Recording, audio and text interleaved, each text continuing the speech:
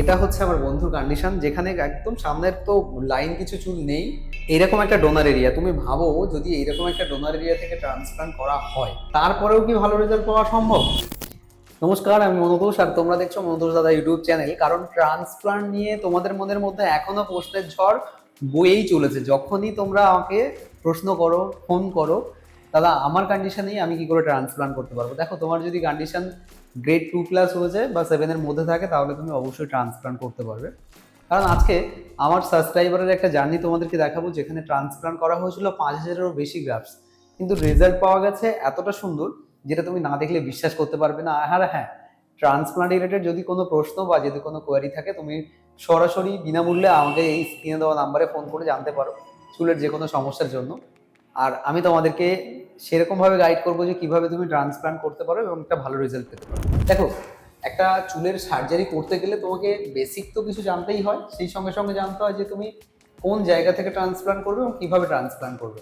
দেখো, আমি ছবিটা তোমাদের স্ক্রিনে শেয়ারও করে দেবো, আর আমি মোবাইলেও দেখাচ্ছি যে এই যে কন্ডিশনটা তোমরা দেখতে পাচ্ছ, এটা হচ্ছে আমার বন্ধুর কন্ডিশন, যেখানে একদম সামনের তো লাইন কিছু চুল নেই, আর পেছন থেকে অনেকটা হেয়ার চলে গেছে।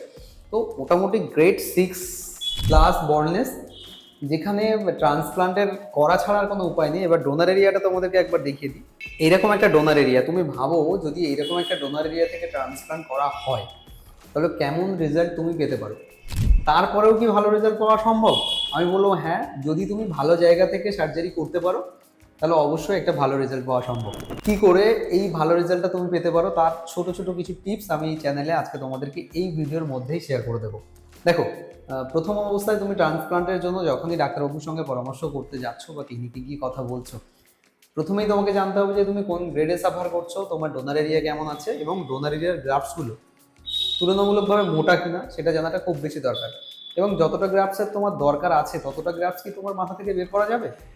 আর যদিও বের করা না যায়, তখন বিকল্প কি করবে? এখানে যে সার্জারিটা করা হয়েছে, বললাম তোমাদেরকে 5,500 গ্রাফটস ইনিশিয়ালি ট্রান্সপ্লান্ট করা হয়েছে, পুরো সামনে থেকে পুরো ক্রাউন পর্যন্ত। কারণ ক্রাউনের এরিয়াটা অনেকটা বেশি ফাঁকা হয়ে গেছিলো, যে কারণে পুরো পিছনটা কভার আপ করার জন্য 5,500 গ্রাফটস ইমপ্লান্ট করা হয়েছে। এবার এই যে ট্রান্সপ্লান্ট তো করা হয়ে গেল, তারপরে বেসিক কেয়ার 7 দিনে তো থাকেই, তোমরা সবাই জানো। তো রেজাল্ট কি করে পেতে পারি? দেখো, তুমি যদি ভালো খাবার খাও, ভালো জলে স্নান করো, এবং টেনশন যদি না করো, আর সময় সময় যদি তোমার যে মাল্টিভিটামিনস যেগুলো ডাক্তারবাবু সাজেস্ট করেছে সেগুলো যদি তুমি নাও, তাহলে এইরকম জায়গা থেকেও তুমি একটা ভালো রেজাল্ট পেতে পারো।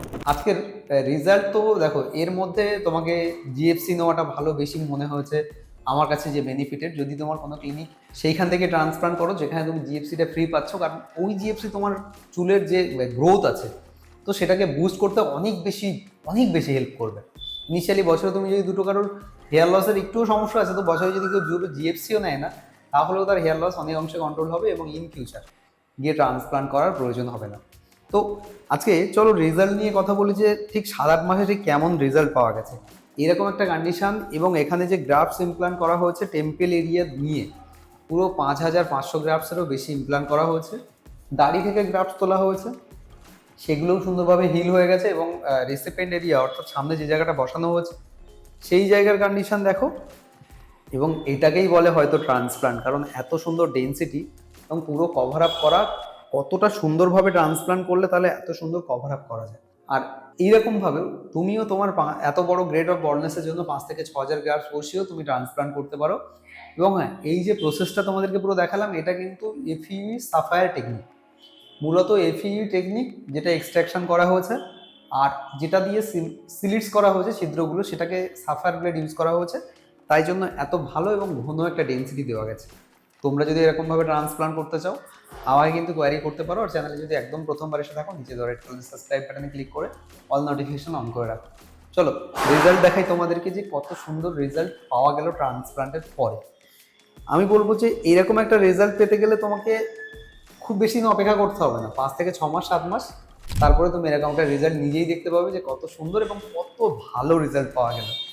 যে চুলগুলো তোমার মাথায় একদম ছিলই না, আর কোনোদিন তুমি আশা ছেড়েই দিয়েছিলে যে রেজাল্ট আসবে না, তারা কিন্তু এরকমভাবে তোমার রেজাল্ট আসতে শুরু করে দেবে।